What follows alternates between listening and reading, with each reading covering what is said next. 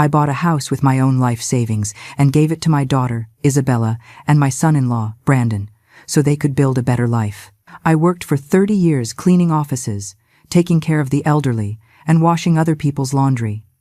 I saved every single dollar I could, sacrificing everything a mother can sacrifice. And when I finally managed to gather enough for the down payment on that house, I felt that my life had meaning. I thought I was securing my daughter's future. I thought I was being a good mother. But when I went back months later to visit her, I found Isabella crying on the living room floor, her hands swollen and covered in wounds, scrubbing the floor while Brandon screamed at her to hurry up. That day, I discovered that everything had been a trap. And that day, I also decided that no one else was going to trample on my dignity or my daughter's. The story began 6 months earlier, when I finally managed to save the $45,000 for the down payment. I had worked since I was 15 years old. I arrived in this country at 22, without papers, without the language, without anything but my hands and the will to get ahead. Isabella was born here. She had opportunities I never had. She studied hard, graduated from a state university, and landed a good job at a major insurance company. She met Brandon at a sales conference. He was handsome, confident, always dressed in expensive suits and talking about investments and business deals. I never liked him. There was something in his look that made me uncomfortable, something cold. But Isabella was in love, and I didn't want to be that mother who destroys her daughter's dreams. So I silenced my doubts and supported them when they decided to get married. After the wedding, they lived in a rented apartment for 2 years. Isabella worked long hours. Brandon did too, according to him. But I noticed strange things. When I visited them, it was always Isabella who paid for the food, who bought the furniture, who covered the expenses. Brandon always had excuses. That his money was tied up in investments, that he was waiting on a big deal to close, that soon everything would change. One day, Isabella came to my house crying. She told me they were months behind on rent, that Brandon had used their savings to invest in a business that never took off, and that they were about to lose the apartment. Seeing her like that broke my heart. That night, I didn't sleep. I stayed awake thinking about how hard I had worked, about everything I had put away for my old age, and I made a decision. The next day, I went to the bank. I withdrew everything, every single penny I had saved in 30 years, $45,000 in cash. I told Isabella that we should use that money to buy a house. She cried. She hugged me so tight I could barely breathe. She told me she couldn't accept it, that it was my money, my security, but I insisted.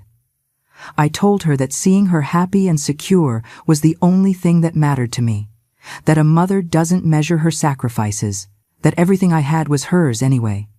Brandon, when he found out, acted surprised and grateful. He gave me a hug that felt fake, but I accepted it because I wanted to believe he was genuinely happy. He promised me he would take good care of the house and of Isabella. He told me I would always have a place there, that he would never forget what I had done for them. We found a small but pretty house in a quiet suburban neighborhood. 2 bedrooms, 1 bathroom, a modest living room, and a kitchen that looked out onto the backyard. Nothing fancy, but it was perfect for starting out. We went through all the paperwork.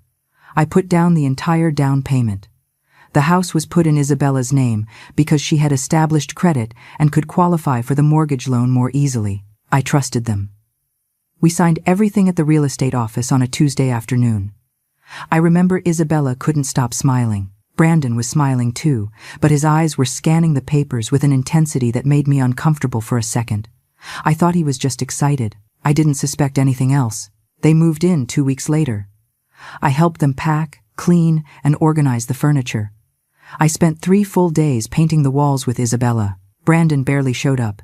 He said he had important business meetings. The day we finished setting everything up, I prepared a special dinner. I made the pot roast that Isabella had loved since she was a little girl, mashed potatoes and green beans. We ate, the 3 of us, at the new dining table Isabella had bought. We toasted with sparkling cider because I don't drink alcohol. That night, when I went back to my apartment, I cried tears of happiness. I felt that all my effort had been worth it. I felt that I had finally managed to give my daughter what I never had, a home of her own. But that happiness lasted very little. The first few weeks, I called Isabella almost every day. She sounded happy. She told me they were settling in well, that Brandon was helping with some minor repairs, that the neighborhood was quiet. But after a month, I noticed her calls became less frequent. When I called her, she answered with a dull voice. Sometimes I heard Brandon yelling in the background. When I asked her if everything was okay, she told me yes, that she was just tired from work. I wanted to believe her. I wanted to think it was normal, that all marriages go through adjustments. But something inside me started to get restless. A mother always feels when something isn't right with her daughter. 3 months passed without me being able to visit them. I work 6 days a week, taking care of an elderly lady who lives on the other side of the city. I use my days off to do my own grocery shopping, wash my clothes, and rest the little I can. I am not young anymore. My knees hurt, my back reminds me of every effort I have made in my life. But I kept calling Isabella, and every call worried me more. Her voice sounded more and more distant. Sometimes she said she couldn't talk because Brandon was resting and she didn't want to make noise. Other times, she cut the call short, saying she had to do something urgent. And when I asked her if I could visit, she always had excuses. That they were very busy, that the house was a mess, that it was better to wait a little longer. Finally, after 4 months, I decided to make a surprise visit. It was a Saturday morning. My boss had given me the weekend off because she had gone on a trip with her family. I took 2 buses to get to the neighborhood where Isabella lived. I carried with me a container of homemade lasagna that I had prepared the night before. I remembered it was her favorite comfort food. As I walked down the street toward her house, I felt a mix of excitement and nervousness. It had been so long since I had seen her, so long since I could hug her. When I arrived in front of the house, I stopped dead in my tracks. The first thing I noticed was that the exterior looked completely different. They had painted the facade a dark gray color that looked elegant but cold. The windows had new, expensive curtains. In the entryway, there were ornamental plants in ceramic pots that must have cost hundreds of dollars. The front lawn was perfectly manicured with decorative stones and recessed lighting in the ground. I stood there, confused. Where had the money come from for all that? I rang the doorbell. No one answered. I rang again. Nothing. Then I heard something that froze my blood. It was Brandon's voice yelling from inside. I couldn't distinguish the words, but the tone was violent, aggressive. Then I heard crying. Isabella's crying. My hand trembled when I rang the doorbell again, this time more insistently. Finally, I heard footsteps. The door opened just a crack, and there was my daughter. But she wasn't the Isabella I remembered.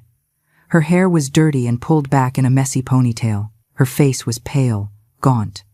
She had deep, dark circles under her eyes, and her eyes, those eyes that had always sparkled with life, were now red and swollen from so much crying. "Mom," Isabella whispered with a broken voice, "I didn't expect to see you today." She tried to smile, but it was a painful grimace that broke my soul. I tried to enter, but she blocked the door with her body. Behind her, I could see the interior of the house, and what I saw left me speechless. Everything was different, completely different. The floor we had left with simple tile was now luxurious hardwood. The furniture we had bought together was gone. In its place was a massive leather sofa, which must have cost thousands of dollars. A giant television hung on the wall. Modern designer lamps illuminated the living room. It looked like a house from a magazine. But my daughter looked like a ghost wandering through a space that no longer belonged to her. "Isabella, what happened to you?" I asked, trying to touch her face. She pulled away quickly. "Nothing, Mom. I'm fine. I'm just tired from work." But I saw her hands when she moved. Her palms were red and cracked. Her nails were broken. They were the hands of someone who has been scrubbing and cleaning without rest. "Who is it?" Brandon yelled from inside the house. His voice sounded authoritative, annoyed. Isabella tensed up immediately. "It's my mom," she responded with a trembling voice. There was a heavy silence. Then I heard Brandon's footsteps approaching. When he appeared behind Isabella, I almost didn't recognize him. He had gained weight. He was wearing expensive brand-name sportswear, sneakers that must have cost $300. He wore a gold watch on his wrist that shined ostentatiously. He looked me up and down with contempt. "Ah, the mother-in-law," he said with a tone that tried to sound friendly but dripped with annoyance. What a surprise. You should have let us know you were coming. I would have told Isabella to fix herself up a bit. He looked at my daughter with disdain. She's a mess. Isabella lowered her head, as if she felt ashamed. I felt the rage starting to climb up my chest, but I held back. Something told me I needed to observe more before acting. Brandon finally let me in. He did it reluctantly, like someone allowing an inferior person to cross the threshold of his palace. I walked in, and my eyes scanned every corner. The transformation was obscene. In the kitchen, there were new stainless steel appliances, an Italian espresso machine that cost over $500, crystal glasses in an illuminated display cabinet. The dining room had a solid wood table with 6 chairs upholstered in velvet. Everything screamed money. Lots of money. More money than Isabella and Brandon could have earned in those few months. I sat on the leather sofa because Brandon indicated for me to do so with a condescending gesture. Isabella remained standing by the kitchen door, as if she were waiting for orders, as if she weren't the owner of that house. Brandon sat across from me with his legs spread wide, taking up all the space he could. So, to what do we owe the honor of your visit? He asked with a fake smile. I came to see my daughter, I responded, trying to remain calm. I haven't seen her in months. Brandon let out a dry laugh. Sure. Isabella has been very busy. Right, babe? He looked at my daughter with cold eyes. Isabella nodded without saying a word. Busy with what? I asked. With keeping this house in order, Brandon replied, leaning back on the sofa. Someone has to do it. I work all day building our future. I can't be wasting time on domestic nonsense. The way he said domestic nonsense made me clench my fists. Isabella has a job too, I said. Brandon shrugged. She quit 2 months ago. We decided it was better for her to dedicate herself to the house. She was more useful here. The word useful sounded like a whip. I looked at Isabella seeking some explanation, but she avoided my gaze. Her eyes were full of held-back tears. Something terrible was happening there. Something my daughter didn't dare tell me. I stayed for 2 hours that first visit. 2 endless hours, where Brandon talked non-stop about his supposed business deals, his investments, how well he was doing. He bragged about every expensive object in the house. I bought the sofa in Italy, he said. Well, I had it imported. It cost $8,000, but it's worth every penny. The television is the latest generation. $4,000. The lamps are from a French designer, $1,500 each. He talked and talked while Isabella remained silent, almost invisible. At one point she went to the kitchen to make coffee. I followed her with the excuse of helping. When we were alone, I took her hand.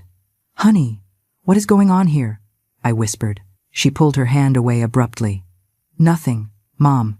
Everything is fine. But her eyes told me the opposite. Isabella, all these things. Where did the money come from? She swallowed hard. Brandon made good investments. He's doing very well. She lied. I knew it because I've known my daughter since she was born. I know when she lies. Before I left, Brandon walked me to the door. Isabella stayed behind cleaning the kitchen. When we were out of her sight, Brandon leaned toward me. His breath smelled of expensive whiskey. Look, old lady, he said in a low and threatening voice. I appreciate that you helped with the down payment on the house, but that doesn't give you the right to come here whenever you want. This is my house now. I run things here. Isabella is fine. She is where she needs to be. So next time you want to visit us, call first. I stared at him. My house? I asked. I thought the house was in Isabella's name. He smiled with malice. Things change, he said. We aren't in those times where you called the shots anymore. Now there is a new order, and in this order, I am the one who makes the decisions. He slammed the door in my face before I could respond. I stood there, trembling. Not from fear, from rage, from powerlessness, from pain for my daughter. I walked toward the bus stop with a broken heart, but also with a determination I hadn't felt in years. Something very bad was happening in that house, and I was going to find out what it was. For the next 2 weeks, I couldn't sleep well. Every time I closed my eyes, I saw Isabella's gaunt face, her destroyed hands, her dull gaze. I called her cell phone every day. Sometimes she answered with monosyllables. Yes. No. I'm fine. I have to hang up. Other times, she didn't even answer. The messages I sent her went unanswered for hours or days. I tried to talk to some of her college friends, but none of them had seen her in months. One of them told me that Isabella had stopped answering her calls after getting married, that when she tried to visit her, Brandon told her that Isabella was very busy and that it was better not to bother her. Every piece of information I got confirmed what I already suspected. My daughter was trapped, and Brandon was her jailer. I decided I needed to go back, but this time I wasn't going to warn them. This time I was going to observe without them knowing I was there. I took a day off work. I told my boss I had a family emergency. She is a good woman and gave me permission without problems. The following Wednesday, I took the first bus of the morning. I arrived in the neighborhood at 7:30. I stayed on the corner of the street, hidden behind some bushes from where I could see the house. At 8 in the morning, I saw Brandon leave. He was dressed in a perfectly ironed gray suit. He got into a new car I hadn't seen before, a black sedan that must have cost at least $40,000. He started it and drove off. I waited 20 minutes to make sure he wouldn't come back. Then I walked to the house and rang the doorbell. Isabella opened the door. This time she couldn't hide her surprise or her panic. "Mom, what are you doing here? Brandon is going to get mad. You didn't tell him you were coming. I need to talk to you," I told her firmly. "Now." She looked toward the street as if fearing Brandon would appear suddenly. Finally, she let me in. When I crossed the door, the smell of cleaning products was overwhelming. The floor shined so much I could see my reflection. Every surface was spotless. Isabella closed the door and stood there, nervous, wringing her injured hands. "Daughter, tell me the truth. What is happening here?" She shook her head. "Nothing, Mom. I already told you. I'm fine." "Then why are your hands destroyed? Why did you quit your job? Why are you afraid that your own husband will find out that your mother is visiting you?" Isabella started to cry. She let herself fall onto the sofa and covered her face with her hands. And there, between sobs, she began to tell me the truth. The truth that was going to change everything. "It all started a week after we moved in," Isabella said, wiping her tears with the back of her hand. "Brandon arrived one day with a man. He told me he was his business partner, that they were going to make huge investments together, that soon we would have a lot of money. I didn't suspect anything. I trusted him. That night, Brandon asked me to sign some papers. He said they were bank documents, routine things for the house loan. I signed without reading. Mom, I signed without reading." Her voice broke as she said this. I felt my stomach contract. "What papers were they?" I asked, although I already intuited the answer. Isabella sobbed harder. They were documents transferring ownership of the house to Brandon's name, and others making me responsible for loans he had requested using the house as collateral.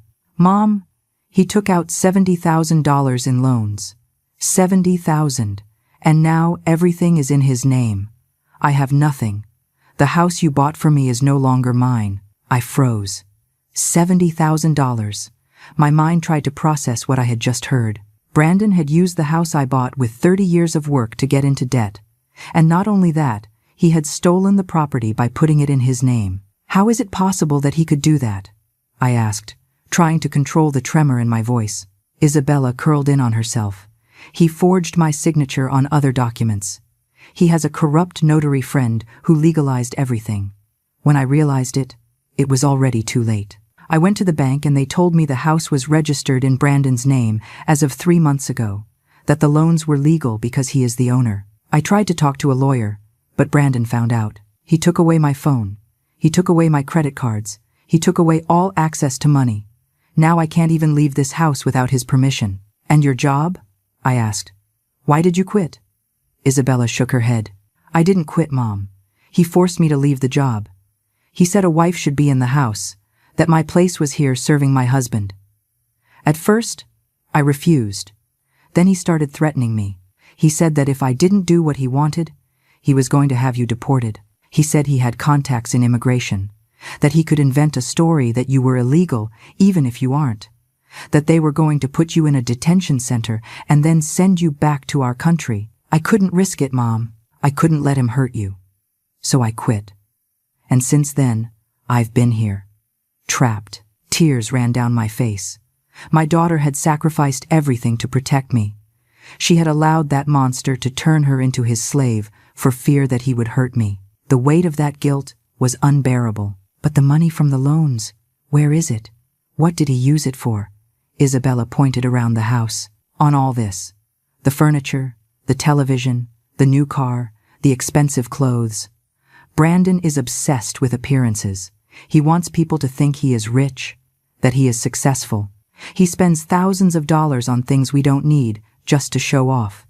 He goes to expensive restaurants with his friends. He buys bottles of whiskey for $500. He bets on card games. And meanwhile, I have to clean this house from top to bottom every day.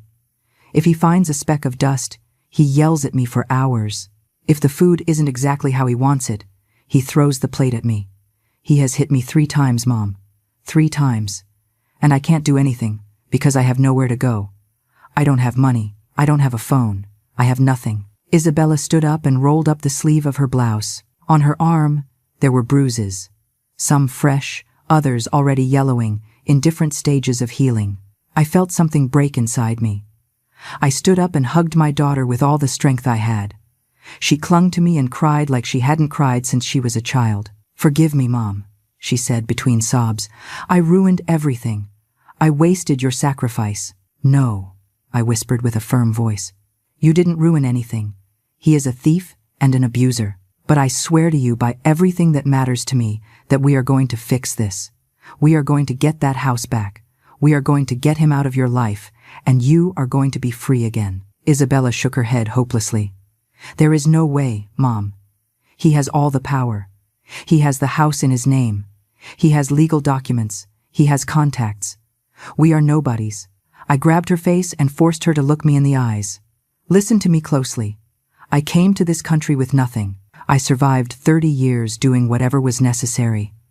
I raised a daughter all by myself. I saved $45,000 cleaning toilets. I am not going to let a parasite like Brandon get away with this. Daughter, I am no longer the same woman who let herself be trampled on. I don't swallow my pride anymore. I don't lower my head anymore. And he is going to learn that the hard way." I stayed with Isabella until noon. We talked about everything that had happened in those months. She told me details that made the level of abuse increasingly clear. Brandon woke her up at 5 in the morning to make him breakfast. If the coffee wasn't perfect, he threw it on the floor and forced her to clean it immediately. During the day, while he was out, she had to clean the whole house, wash clothes, iron his shirts, prepare the food. If something wasn't ready when he arrived at 6 in the evening, there were consequences. Screaming. Insults. Sometimes, blows. Isabella showed me once where Brandon had shoved her against the wall because dinner was lukewarm. She had hit her back and had to endure the pain in silence because he forbid her from going to the doctor. "You can't go out," he had told her. "Nothing happened here. You fell by yourself because you're clumsy." She also told me about the humiliations. Brandon invited friends to the house and made Isabella serve them as if she were a maid. Bring us beer, make snacks, clean this, and all in front of the guests who laughed at the orders he gave her. Once, one of his friends told Brandon he had his woman well trained. Brandon had replied that a wife must know her place, and Isabella had to endure those words with her head down and tears held back. She told me she barely ate anymore because Brandon controlled all the food. He served himself large portions and left her barely the leftovers. "If you want to eat more, work more," he told her. I looked at my daughter and saw a ghost. Her clothes were too big for her. She had lost at least 20 pounds. Her skin looked grayish. She had a cough that wouldn't go away. But Brandon didn't allow her to buy medicine. He said that was throwing money away. Before leaving, I made Isabella promise me she would hold on a little longer, that she wouldn't do anything drastic, that I was going to find a way to get her out of there, but I needed time to plan things well. She looked at me with eyes full of fear. "Mom, if Brandon finds out you talked to me, that you know all this, he's going to get furious. He can hurt both of us." "I know," I replied. "That's why he isn't going to find out. You are going to keep pretending everything is fine. You are going to keep obeying his orders, and I am going to start moving. But I need you to trust me. I need you to hang on just a little bit more. Isabella nodded. We hugged again. When I left the house, I looked toward the neighbors' windows. I wondered if any of them knew what was happening inside there, if they had heard the screams, if they had seen Isabella crying, or if everyone simply pretended not to see anything because that is easier. That way, they don't have to face the uncomfortable reality that abuse happens everywhere, even in nice neighborhoods with freshly painted houses. I walked down the street with a plan forming in my mind. I needed help. I needed proof. I needed allies. And above all, I needed to understand exactly what documents Brandon had signed and how I could reverse the fraud. I passed several houses until I saw a woman of about 60 watering her plants in the front yard. I approached carefully. "Excuse me," I said. She looked up. She was a woman with short gray hair, glasses, and a kind expression. "Yes. How can I help you?" she asked. "I am Isabella's mother, the one who lives 3 houses down." The woman changed her expression immediately. "Oh, that poor girl. My name is Margaret. Please, come in. We have to talk." And just like that, in the garden of a complete stranger, the second part of my plan began. The part where I stopped being the scared mother and became the woman who was going to destroy Brandon piece by piece. Margaret took me to her living room and poured me a hot tea. "Sit down, please," she told me with genuine concern in her voice. I knew something bad was happening in that house. I've been living here for 8 months, and I've seen things that have kept me up at night. I sat on her sofa, and for the first time in weeks, I felt I wasn't alone. "Tell me everything you have seen," I asked. Margaret sighed deeply. "It started about 4 months ago. I would hear screams at night. A man's voice insulting, horrible words, useless, stupid, trash. And then I would hear crying. At first I thought it was a normal couple's argument, but then I started seeing Isabella in the backyard. She always looked scared, always looking toward the house as if fearing someone was watching her. Once I saw her with a bruise on her arm. I tried to talk to her, but she practically ran back inside. "Have you seen Brandon?" I asked. Margaret nodded with disgust on her face. "That man is a conceited cockroach. He leaves every morning, dressed as if he were an executive of some major company. But I know the truth. My son works at the neighborhood bank. He told me Brandon applied for several loans using that house as collateral, large loans, and he has spent all the money on nonsense. My son says the payments are overdue, that the bank is already considering starting foreclosure proceedings if he doesn't pay soon." I felt a dagger in my chest. "So the house is in danger of being foreclosed on?" Margaret nodded. "If Brandon doesn't pay what he owes in the next 3 months, the bank is going to take the property, and your daughter is going to be left on the street, with nothing. I need proof of everything that is happening," I told her with determination. "I need to record his screams, photograph my daughter's bruises, get documents that prove the fraud." Margaret looked at me with respect. "You are a brave woman. I am going to help you. I have a security camera in my yard that points toward the street and manages to capture part of their yard. I have already recorded some things. Screams.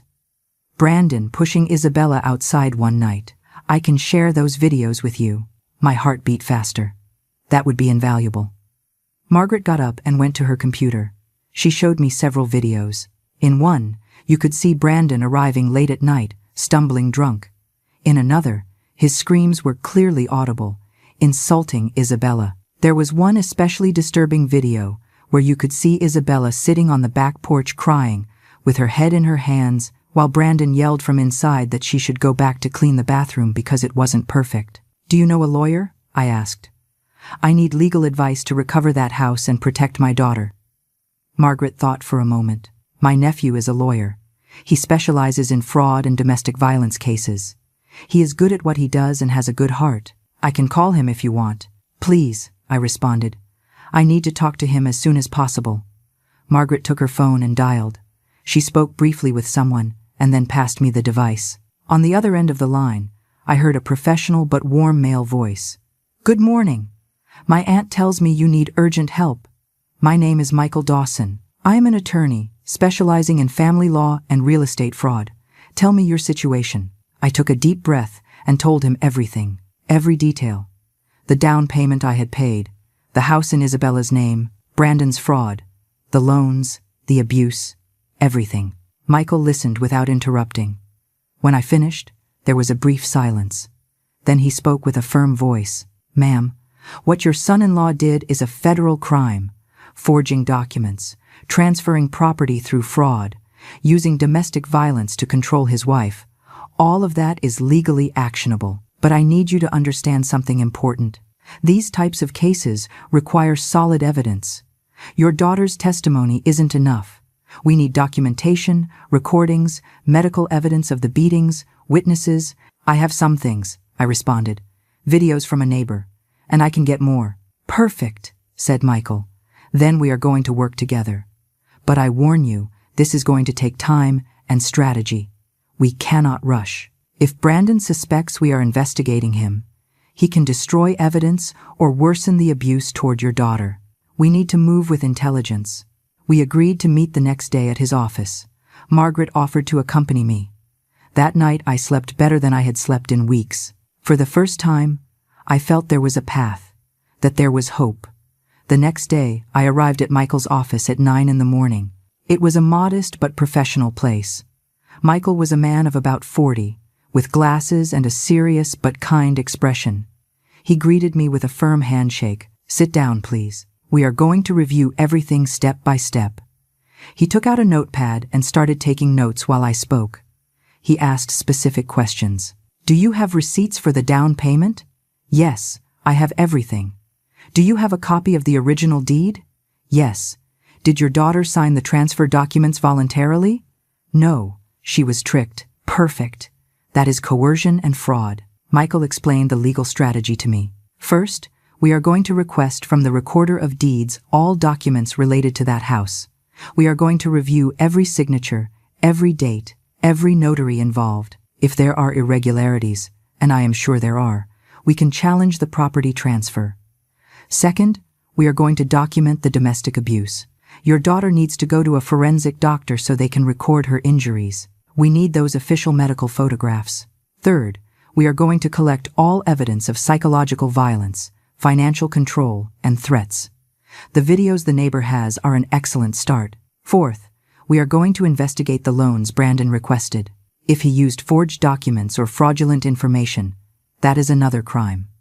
And fifth, we are going to prepare a restraining order to protect your daughter when the time comes to confront him." "How long will all this take?" I asked. Michael was honest. "Between 4 and 6 weeks to gather everything necessary. But ma'am, I promise you that when we confront that man, he is going to fall in a way he will never be able to get up from. He is going to lose the house. He is going to face criminal charges. And your daughter is going to be free." I nodded. "I will do whatever is necessary." He smiled slightly. "I know. I can see the determination in your eyes. You remind me of my own mother, a woman who never gives up." I left that office with a folder full of documents I needed to get and a list of actions I had to take.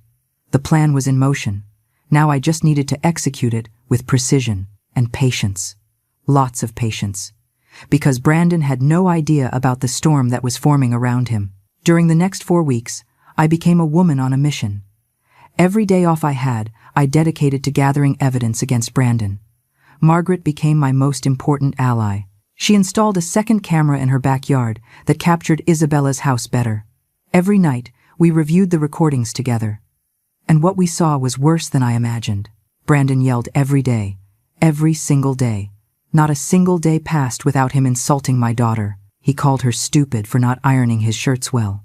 He called her useless because dinner wasn't ready exactly at 6. One night we recorded him throwing a plate of food at her because according to him it was too salty. The plate smashed against the wall, and Isabella had to clean everything up while he kept screaming. Every video I watched hardened me more, made me more determined, more relentless.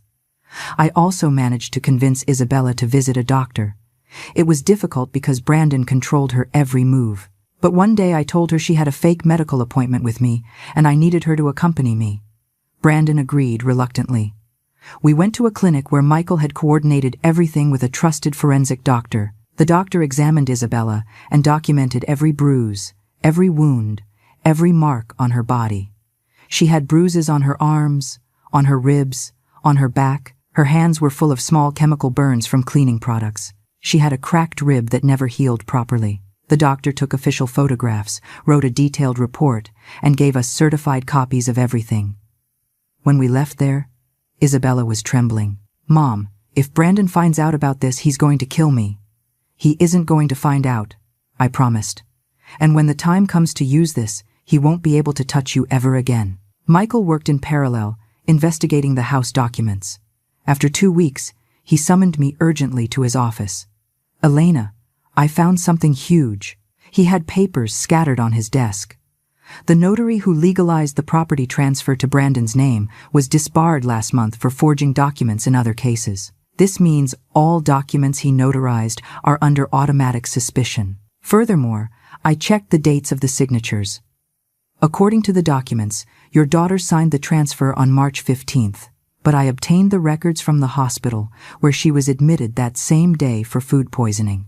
There is medical proof that she couldn't have signed anything that day. It is impossible.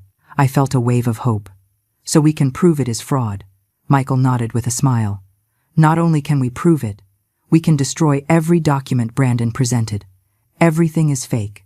Everything. But there was more. Michael discovered that Brandon had applied for the loans using false information about his income. He presented documents from a company that doesn't even exist.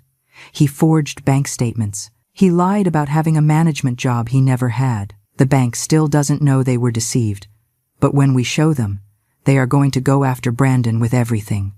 Plus, I found something else. Brandon has gambling debts of over $30,000 with dangerous people, illegal loan sharks. That explains why he took out so much money in loans. It wasn't just to buy expensive things. He needed to pay those loan sharks or face grave consequences. My blood boiled. So he used my daughter's house as collateral to pay his gambling debts. Exactly, confirmed Michael.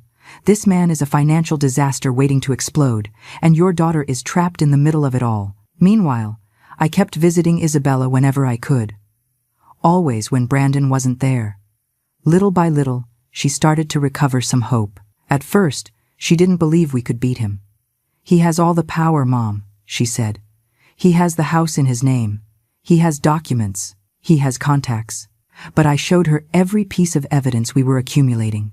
The videos, the medical reports, the forged documents. With every piece of evidence I showed her, I saw how her gaze changed, how it went from fear to determination, how she started to believe that maybe, just maybe, we could get out of this. One afternoon she told me something that broke me and strengthened me at the same time. "Mom, all my life I saw you work like a mule. I saw you sacrifice for me without ever complaining. I thought that meant women had to endure everything. But now I see I was wrong. You didn't endure out of weakness. You endured because you were strong. And now you are teaching me that you also have to be strong to say enough. Thank you, Mom. Thank you for not abandoning me." We also needed more witnesses. Margaret introduced me to other neighbors who had noticed strange things. An older gentleman who lived next door told me Brandon parked his new car blocking his driveway constantly. When he asked him to move it, Brandon insulted him and threatened him. The gentleman had noted the dates and times of every incident. A woman who lived across the street told me she had seen Brandon arrive drunk several times and cause scenes in the street. Once he had vomited on her front lawn and never cleaned up the mess. Another neighbor told me Brandon had organized loud parties until 3 in the morning, and when they asked him to lower the volume, he threatened to call immigration, even though they were all citizens. Every testimony was one more piece of the puzzle. Every story confirmed what we already knew. Brandon wasn't just a domestic abuser. He was a violent, fraudulent man, dangerous to the whole community. 5 weeks into the investigation, Michael called me. "Elena, we are ready. We have everything we need. Documents proving the fraud, videos proving the abuse, neighbor testimonies, medical reports, bank evidence, everything. Now comes the most important part. We are going to confront him publicly. But I need you to trust me and follow the plan exactly as we designed it. If Brandon suspects something ahead of time, he can run or destroy evidence. We need to surprise him." My heart beat strongly. "Tell me what I have to do." Michael explained the plan in detail. "We are going to organize a family gathering at the house. You are going to tell Brandon you want to make peace, that you want to smooth things over, that you want to talk about the future. He is going to accept because he thinks he has everything under control. We will invite some close relatives and key neighbors as witnesses. I will be there as your lawyer, and in that meeting, in front of everyone, we are going to expose every lie, every fake document, every act of violence. We are going to take off his mask, and then we are going to take everything from him. The plan was perfect, bold, risky, but necessary, because Brandon needed to be exposed, not just legally but socially. I needed all the people he had deceived with his facade of a successful man to see who he really was: a fraud, a thief, a coward who beat women. I accepted without hesitation. Tell me when and where. I will be ready. Michael smiled. Saturday in 2 weeks, at 11 in the morning. In the house he stole from your daughter, we are going to get it back. And he is going to lose everything. I left that office feeling something I hadn't felt in months. Power, control, justice on the horizon. Brandon had spent months believing he was invincible, that he could abuse, steal, and lie without consequences. But his reign of terror was about to collapse, and I was going to be the one to light the fuse that destroyed it all. The next 2 weeks were the longest of my life. Every day that passed was one more day Isabella had to endure that monster. But it was also one day closer to her liberation. I kept visiting her when I could, always careful that Brandon didn't suspect anything. I explained the full plan to her. At first, she panicked. Mom, if we confront him like that, he's going to go crazy. He can hurt us before the police arrive. Michael already thought of that, I explained. There is going to be a plainclothes police officer among the guests. Plus, we will have enough witnesses so he can't do anything without being exposed in front of everyone. He will be cornered. And cornered people don't attack when there are so many eyes watching them. Isabella was still scared, but she was also starting to show something I hadn't seen in months. Courage. That inner fire Brandon had tried to extinguish was reigniting. I prepared every detail with military precision. I called Brandon playing the repentant mother. I used a submissive, almost pathetic tone. Brandon, I know things between us haven't been good. I know maybe I annoyed you the last time I came to the house without warning. I want to apologize. I want you to know I appreciate everything you do for my daughter. I would like to organize a family lunch so we can get along better. It could be at your house. I'll bring the food. I just want us to be at peace. On the other end of the line, there was silence. Then Brandon let out a condescending laugh. Well, I'm glad you finally understand your place, old lady. It's fine. You can come. But make it quick. I don't have much time to waste. Saturday at 11. And bring good food. No cheap junk. He hung up without saying goodbye. I squeezed the phone tight. That man had no idea what was coming for him. I coordinated the guest list with Margaret. Besides her and Michael, we invited Mr. Henderson, the older neighbor who had records of Brandon's threats. Sarah, the neighbor from across the street, who had witnessed the scenes. Officer Miller, who had come dressed in plain clothes pretending to be a distant cousin of mine. I also invited 2 of Isabella's college friends she hadn't seen in months. They accepted immediately when I explained briefly that Isabella needed support. I didn't give them full details, but I asked them to trust me. Every invited person had a role. Some were witnesses, others were emotional support for Isabella.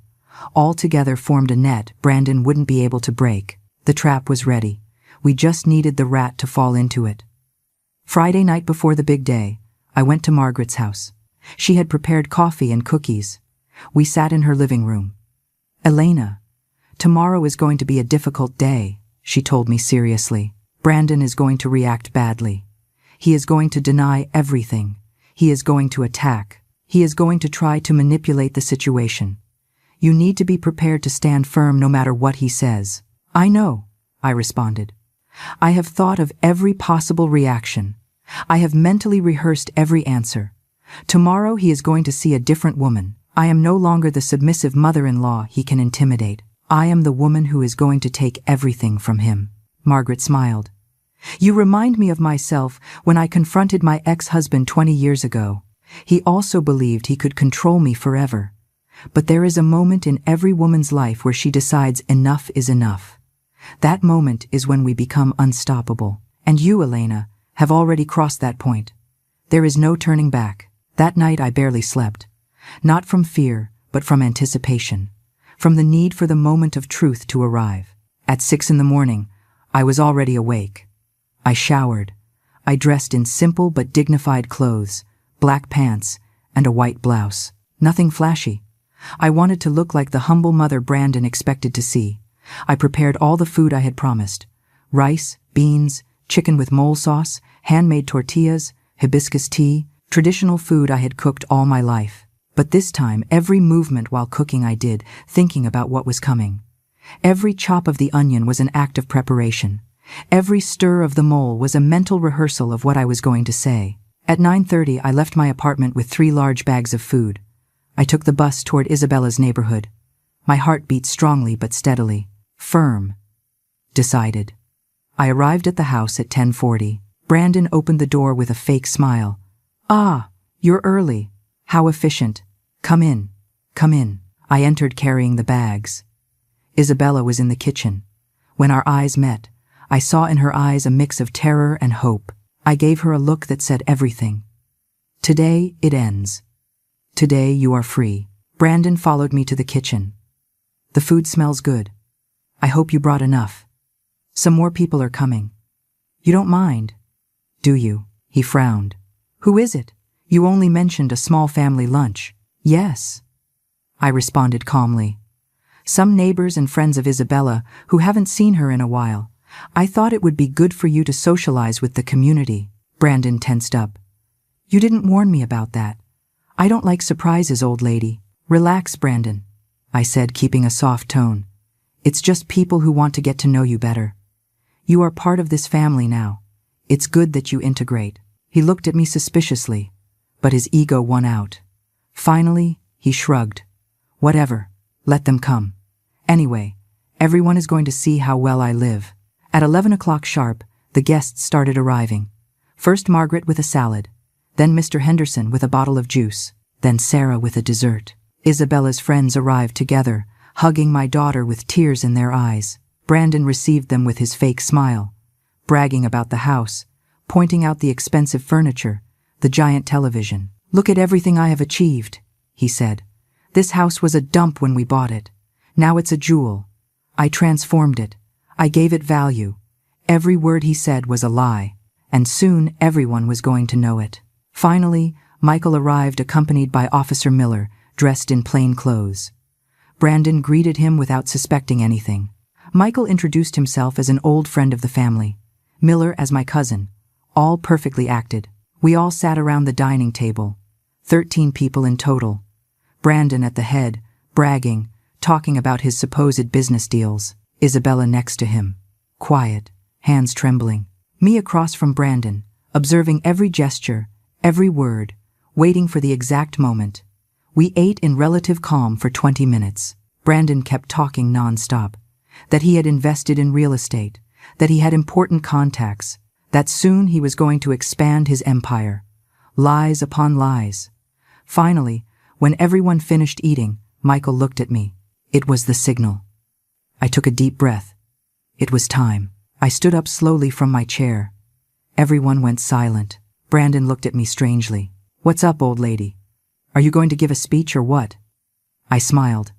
It was a cold smile, full of all the accumulated pain. "Yes, Brandon," I responded. "I am going to give a speech, one that is going to change your life forever." Everyone present fell silent. Brandon looked at me with a mix of confusion and arrogance. "Go ahead, mother-in-law. Surprise us with your wisdom." Some of the guests let out uncomfortable chuckles. I remained calm. I stood there, hands resting on the table, looking him directly in the eyes. "Brandon, I want to thank you for accepting this meeting, because today, in front of everyone present, we are going to clear up some very important things about this house, about the money that bought it, and about what you have really been doing these months." He frowned. "What are you talking about?" "I am talking about the fact that this house, this property you brag about as yours, was bought with $45,000 that I saved during 30 years of work, money I earned, scrubbing toilets, caring for the elderly, washing other people's clothes. Money I gave with all my heart so my daughter could have a better future." Brandon let out a forced laugh. "Yes, we all know that. You were very generous, mother-in-law, and we appreciate your help. Help, I repeated with a firm voice. It wasn't help, Brandon. It was a complete gift. I put down every penny of the down payment. This house was originally registered in Isabella's name, but you, somehow, managed to transfer ownership to your name just 2 months after you moved in. How did you do it, Brandon? How did you manage to put a house you didn't pay for in your name? The atmosphere at the table changed. People started looking at each other. Brandon shifted uncomfortably in his chair. Those are legal matters between Isabella and me. You have no reason to stick your nose in our private life. Michael stood up then. Allow me to introduce myself properly. I am Michael Dawson, an attorney specializing in real estate fraud and domestic violence. And let me tell you, Mr. Brandon, that transferring a property through forged documents is everyone's business, especially when it involves a federal crime. Brandon's face turned red. What the hell is going on here? This is an ambush. He stood up suddenly, knocking over his chair. Get out of my house, all of you. Now. Your house. Margaret intervened with a clear voice. This is not your house, Brandon, and everyone here is going to confirm it. Michael opened his briefcase and took out a thick folder full of documents. I have here certified copies of all property records. The house was originally registered on February 8th in the name of Isabella Mendez. However, on March 22nd, a property transfer appeared supposedly signed by Isabella, ceding everything to Brandon Vargas. He looked directly at Brandon. The problem is that this transfer was notarized by Mr. Ernest Campos, who was disbarred and is under federal investigation for forging documents in at least 15 different cases. All documents he notarized are being reviewed, and this is one of them. Brandon started to sweat. That doesn't prove anything. Isabella signed voluntarily. Michael smiled. Ah, then explain to me how she signed those documents on March 15th, when I have here medical reports from General Hospital confirming she was admitted that entire day for severe food poisoning. He put the medical documents on the table. Isabella was hooked up to IVs. Incapacitated. She couldn't have gone to any notary. The signatures are fake, Brandon, and you know it. The room fell completely silent. All eyes were on Brandon. He looked at Isabella seeking support. Tell them they're lying. Tell them you signed those papers of your own free will. Isabella looked at him with tears in her eyes. But this time they weren't tears of fear. They were tears of liberation. You forged my signature, Brandon. You tricked me. I never wanted to put the house in your name. You did it behind my back. Brandon slammed his hand on the table. Shut up. You don't know what you're saying. You're confused, Michael continued relentlessly. But that's not all. You also applied for 3 different loans using this house as collateral, $70,000 in total. He put the bank statements on the table. To obtain those loans, you presented false documents declaring monthly income of $12,000 from a company called Vargas Investment and Consulting. I investigated that company.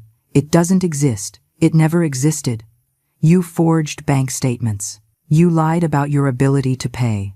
That is bank fraud, Mr. Brandon, and it is punishable by federal prison. Brandon backed away. His face had gone from red to pale. You can't prove anything. These are baseless accusations. Margaret stood up then. I have proof of another nature. She took out a USB drive. On this drive, I have recordings from the last 3 months. Your voice yelling at Isabella, insulting her, calling her useless, stupid, trash. I have video of you throwing plates at her, pushing her, threatening her. Isabella's friends surrounded her immediately, hugging her. One of them spoke with a trembling voice. Isabella, is it true what they are saying? Has he been hitting you? My daughter nodded between sobs. For months, every day. He took my phone. He took my money. He forced me to quit my job. He has me trapped here cleaning this house as if I were his maid. He hits me if the food isn't perfect. He yells at me if something is out of place. And he threatened to hurt my mom if I said anything. The room erupted in indignant murmurs. Mr. Henderson stood up, pointing at Brandon. I have also been a victim of his threats. He told me if I complained again about his car blocking my driveway, he was going to have me deported. I've been a U.S. citizen for 30 years. But he didn't care. He threatened me anyway. Sarah added, He threatened to call the police and falsely accuse me of selling drugs just because I asked him to lower the volume of his parties. This man is a thug. Brandon started to get desperate. You are all lying. This is a plot. Isabella, tell them they are lying. Tell them I am a good husband, that I take care of you, that I give you everything you need. Isabella stood up. Her voice no longer trembled. You give me nothing, Brandon. You stole everything from me. You stole the house my mother bought for me. You stole my dignity. You stole months of my life. You turned me into your slave. She rolled up her sleeves, showing the bruises that still had visible marks. This is what you give me. Pain, fear, humiliation. But today it ends. Today I take back my life. Isabella's crying was loud but liberating. Her friends hugged her while Brandon looked around, seeking some exit, some ally. But everyone in that room looked at him with repulsion, with disgust, with contempt. I took the floor again. Brandon, we also discovered your gambling debts. $30,000 you owe to illegal loan sharks. That's why you took out those loans, right? Not to improve the house, not to invest, but to pay your debts before they broke your legs. Brandon shook his head violently. That is a lie.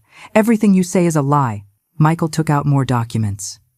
I have the names of 3 people who have confirmed you owe them money. They are willing to testify. One of them showed me messages where you beg him for more time to pay. Another has a promissory note signed by you. Do you want me to present them too? Brandon started to tremble. He was no longer the arrogant and confident man who had opened the door. He was a cornered criminal, an exposed coward, a fraud revealed before everyone. And the best part was that he knew he had no escape. Every lie had been unmasked, every crime documented, every threat recorded. His reign of terror had ended. Brandon tried one last desperate move. He turned to Isabella with a pleading voice. Babe, don't believe them. They are trying to separate us. Everything I have done has been for us, for our future.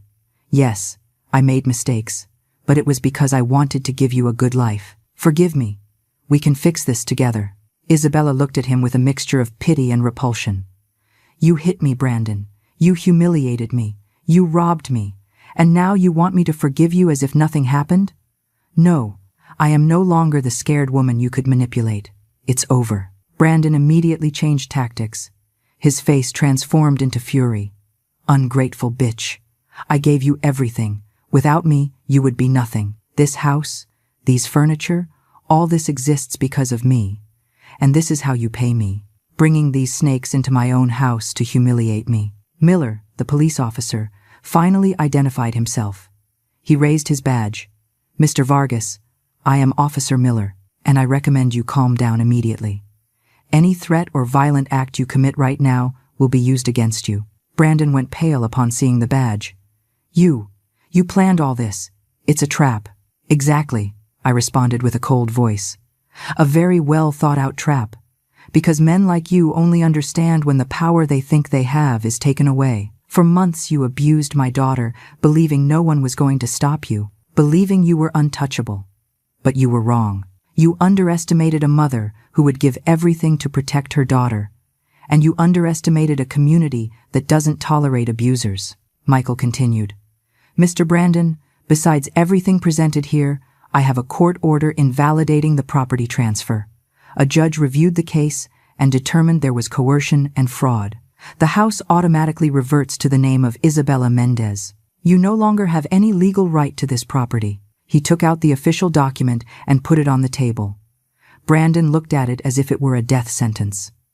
This can't be legal. I'm going to appeal. I'm going to hire lawyers. I'm going to fight this.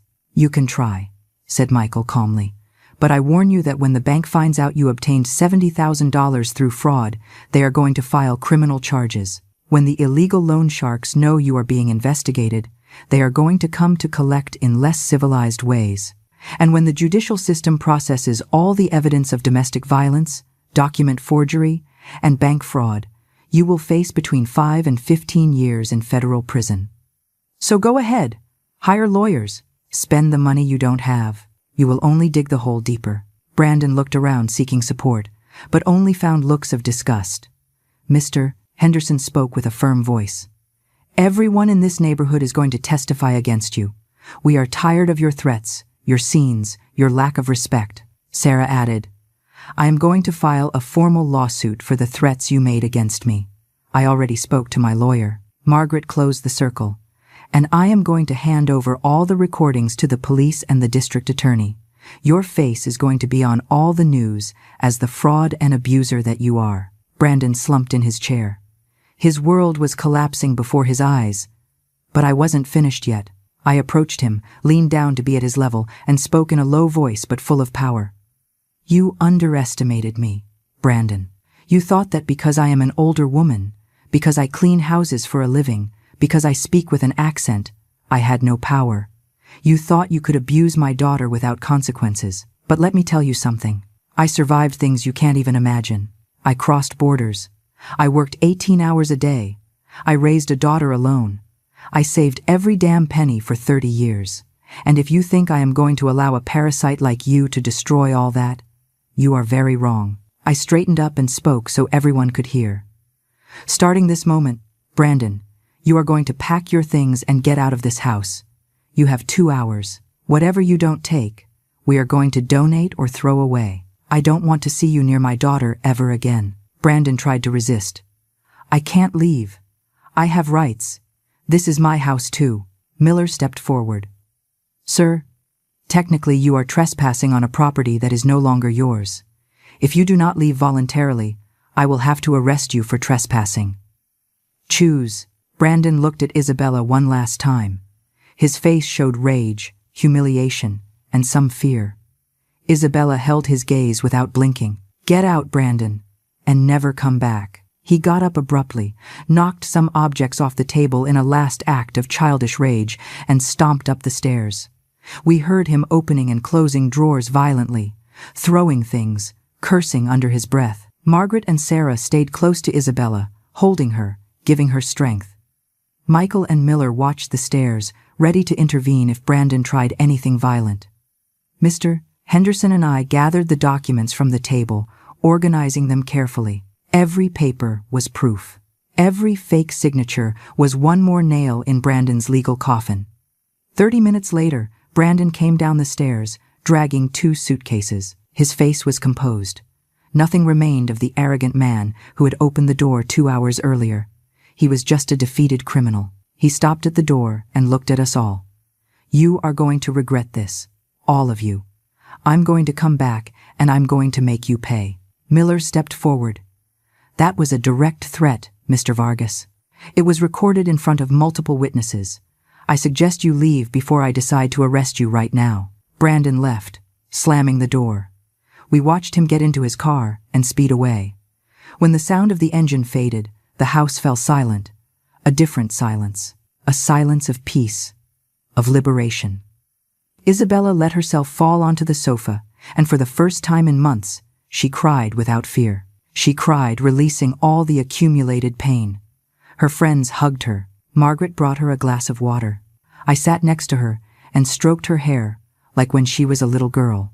Michael began to explain the next legal steps. "We are going to file a permanent restraining order against Brandon. He won't be able to get within 100 yards of this house or Isabella. We are also going to notify the bank about the fraud. They are going to cancel the illegally obtained loans. Isabella won't be responsible for those debts. And we are going to work with the prosecutor's office so Brandon faces criminal charges.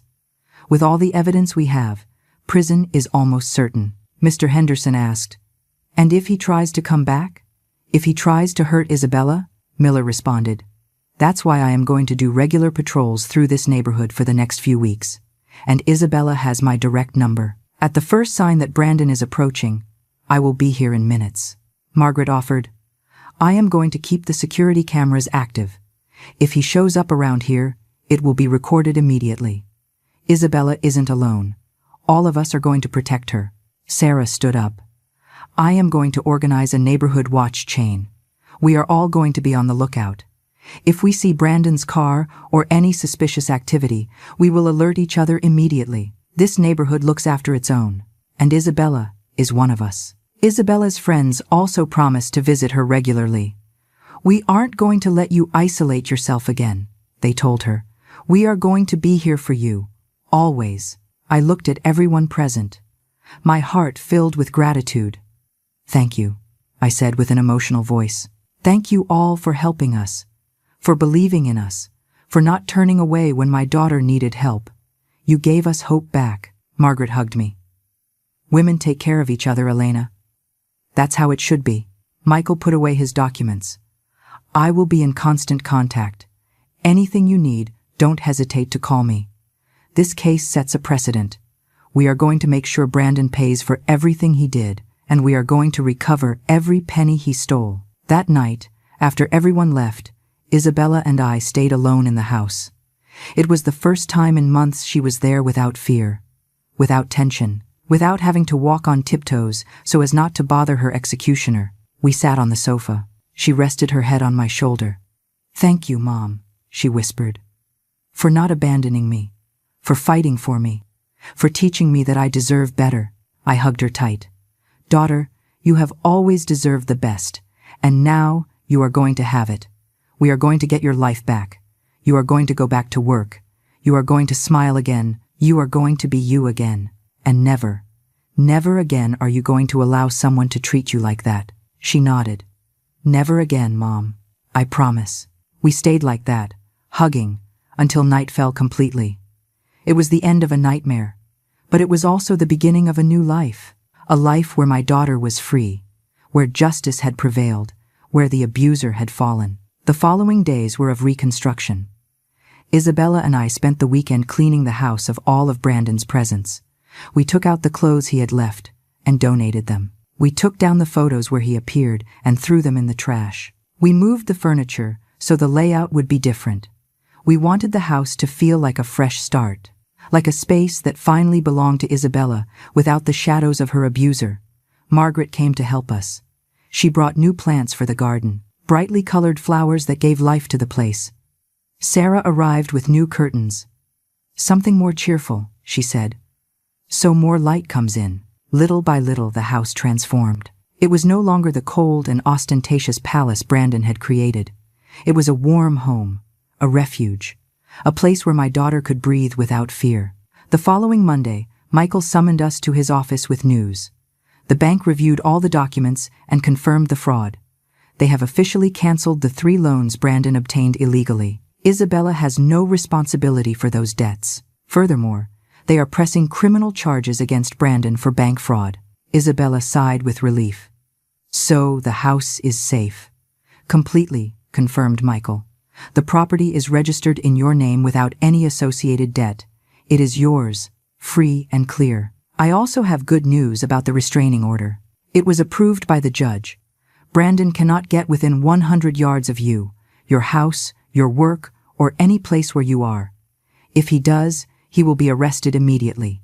And there is more. The district attorney's office decided to take the case. They are going to prosecute Brandon for domestic violence, document forgery, bank fraud, and coercion. With all the evidence we presented, the prosecutor is confident in getting a sentence of at least 8 years in prison. 8 years, I repeated. He deserves it. He deserves every day of those 8 years and more. Michael nodded. They will probably get more time when they present the debts with the illegal loan sharks. That opens another line of investigation into money laundering and criminal activities. Brandon dug his own grave. And the best thing is that several of his supposed friends, the ones who came to the parties and laughed while he humiliated Isabella, are cooperating with the authorities to avoid being prosecuted as accomplices. Brandon not only lost his freedom, he lost all respect, his entire network of contacts, his entire facade of a successful man. Now everyone knows who he really is, a fraud, a criminal, a coward. I stood up and shook Michael's hand. Thank you for everything you have done for us. I don't know how we are going to pay you. Michael smiled. Seeing justice served is payment enough for me. Besides, my Aunt Margaret wouldn't let me charge you a penny. She says you are family now. The following weeks brought more positive changes. Isabella started looking for work again. She updated her resume with the help of her friends. Despite the time she was out of the job market, her experience and education were still valuable. After 3 interviews, she got a position at a financial consulting firm. The salary was good. Better than her previous job. Her boss was a woman who valued talent and effort. The first day of work, Isabella arrived home with shining eyes. "Mom, I forgot what it felt like to be treated with respect, to be valued for what I know how to do. Today my boss congratulated me on an analysis I did. She told me I did an excellent job, and I almost cried because it had been so long since anyone said something positive to me." I hugged her. "Daughter, that is just the beginning. You are going to remember who you were before Brandon, and you are going to be even better." We also recovered her social life. Her college friends integrated her back into their group.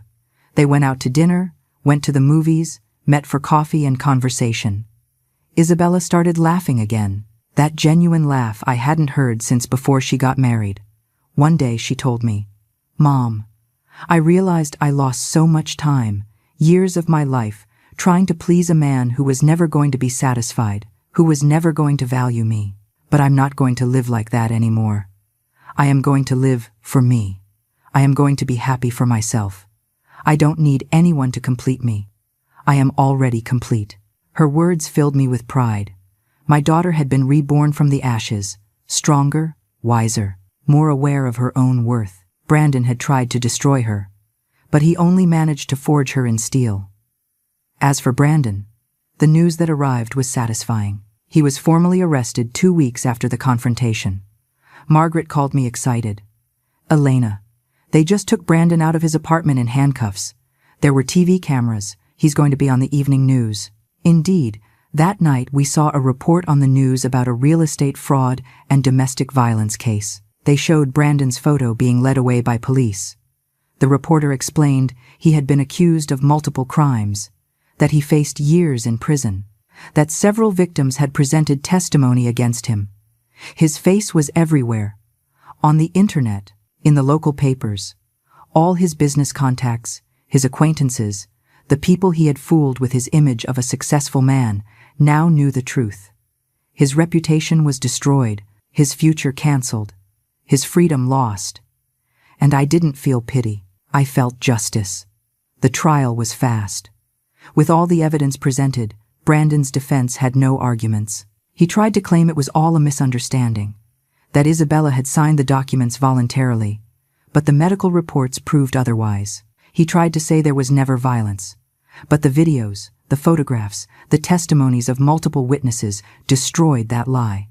He tried to justify the fraudulent loans, saying he intended to pay them, but the bank records showed he spent everything on personal luxuries and gambling debts. The judge listened to everything with a serious expression. When the time came for the verdict, he spoke with a clear and firm voice.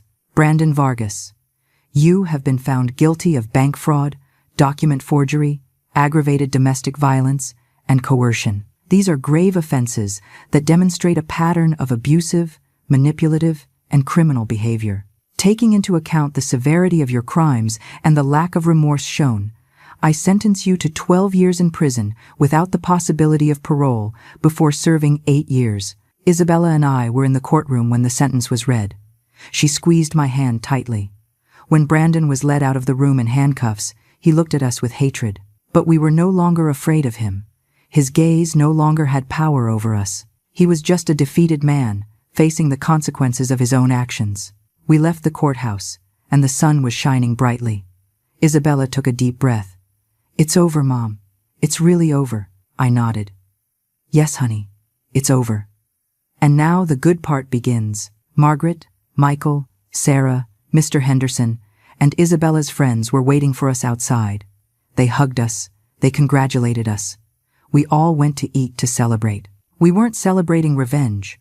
We were celebrating justice. We were celebrating freedom. We were celebrating that good can win when good people unite and fight. Months later, life had found a new rhythm. Isabella was thriving in her job. She had received 2 promotions. Her boss considered her one of the most valuable employees. Isabella also started therapy to process all the trauma lived. Little by little, she healed the emotional wounds. I kept working, but now with more tranquility, knowing my daughter was okay, that she was safe, that she was happy. The house became a place for gatherings. Margaret and I became close friends.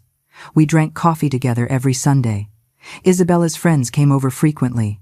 The neighborhood that was previously just a collection of houses was now a community, a network of people who looked out for each other. One Saturday afternoon, Isabella and I were in the garden planting roses. She looked at me and smiled. "Mom, I want you to know something. You saved my life, but more than that, you taught me that it is never too late to defend oneself, that we must never accept abuse as something normal, that we deserve respect, dignity, and love. Thank you for being the strongest woman I know, for teaching me to be strong too." I hugged her with tears in my eyes. "Daughter, you were always strong. You just needed to remember it. And now, look at everything you have achieved. You have your house, your job, your freedom, your happiness.